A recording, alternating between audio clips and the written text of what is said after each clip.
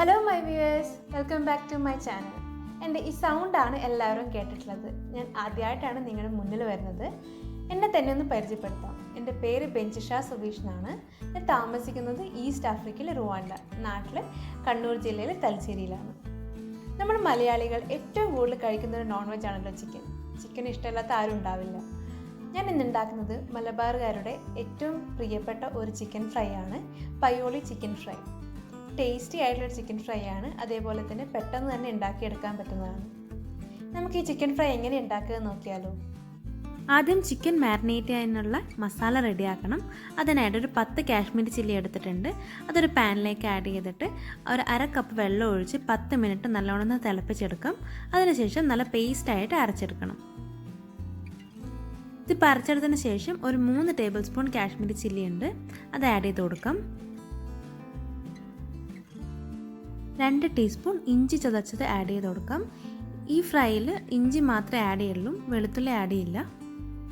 പിന്നെ അതിലേക്ക് 1.5 teaspoon meet masala add ചെയ്ത് കൊടുക്കാം.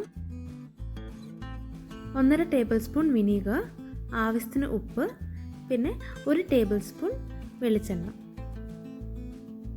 ഇതെല്ലാം കൂടി നല്ലോണം മിക്സ് ചെയ്തെടുക്കാം. ഫുള്ളായിട്ടുള്ള കാശ്മീരി ചില്ലി ഇല്ലെങ്കിൽ കാശ്മീരി ചില്ലി പൗഡർ യൂസ് ചെയ്യാം. 3 table spoon Kashmiri chilli powder use ചെയ്താൽ മതി. പക്ഷേ ഒത്തൻറ്റിക് ആയിട്ട് കാശ്മീരി ചില്ലിയാണ് യൂസ് ചെയ്യുക. മിക്സ് ചെയ്ത് വെച്ച മസാലയിലേക്ക് 1/2 കിലോ ചിക്കൻ ആഡ് ചെയ്ത് കൊടുക്കുകയാണ്. ഇത് കഴുകി നല്ലോണം വെള്ളമൊക്കെ പോയതാണ്. നല്ലോണം മിക്സ് ചെയ്ത് ഒരു 1/2 മണിക്കൂർ മാരിനേറ്റ് ചെയ്ത് വെക്കാം.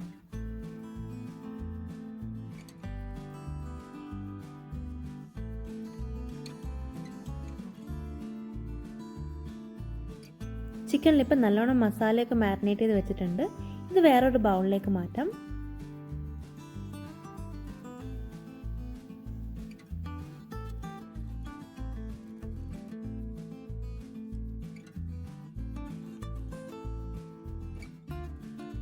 സെയിം കപ്പിലേക്ക് 1/2 കപ്പ് ചിരകിയ തേങ്ങ ആഡ് ചെയ്ത് കൊടുക്കുകയാണ്. ഇനി ഇത് നല്ലോണം മസാലയായിട്ട് മിക്സ് ചെയ്തെടുക്കാം. 1/2 മണിക്കൂർ മാരിനേറ്റ് ചെയ്ത ചിക്കനും തേങ്ങയും റെസ്റ്റ് ചെയ്യാൻ വെക്കാം.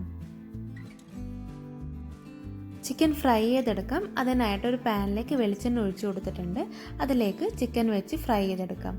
പയ്യോളി ചിക്കനൊക്കെ വെളിച്ചെണ്ണയിൽ പൊരിച്ചെടുക്കുമ്പോഴാണ് നല്ല ടേസ്റ്റ് ഉണ്ടാവുക. വെളിച്ചെണ്ണ ഇല്ലെങ്കിൽ ഓയിലിൽ വേണമെങ്കിലും ഫ്രൈ ചെയ്തെടുക്കാം.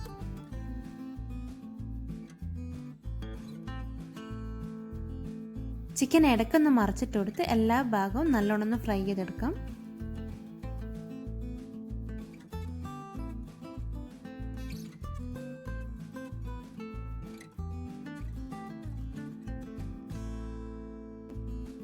രണ്ട് പച്ചമുളക് ആഡ് ചെയ്ത് കൊടുക്കുന്നുണ്ട്.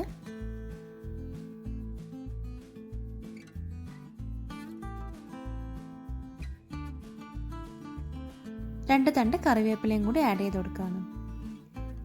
ചിക്കൻ മാരിനേറ്റ് ചെയ്യുമ്പം കറിവേപ്പില ഇടണമായിരുന്നു, ഞാനത് കാണിക്കാൻ വിട്ടുപോയി.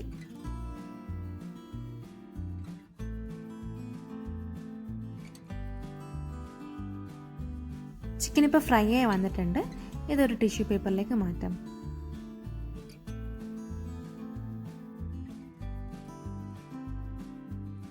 സെയിം വെളിച്ചെണ്ണയിൽ തന്നെ മാരിനേറ്റ് ചെയ്ത് വെച്ചിരിക്കുന്ന തേങ്ങ കൂടി ആഡ് ചെയ്ത് ഫ്രൈ ചെയ്തെടുക്കാം.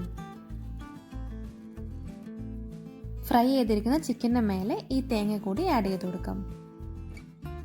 Tasty and easy Payyoli chicken fry ready ആയിട്ടുണ്ട്.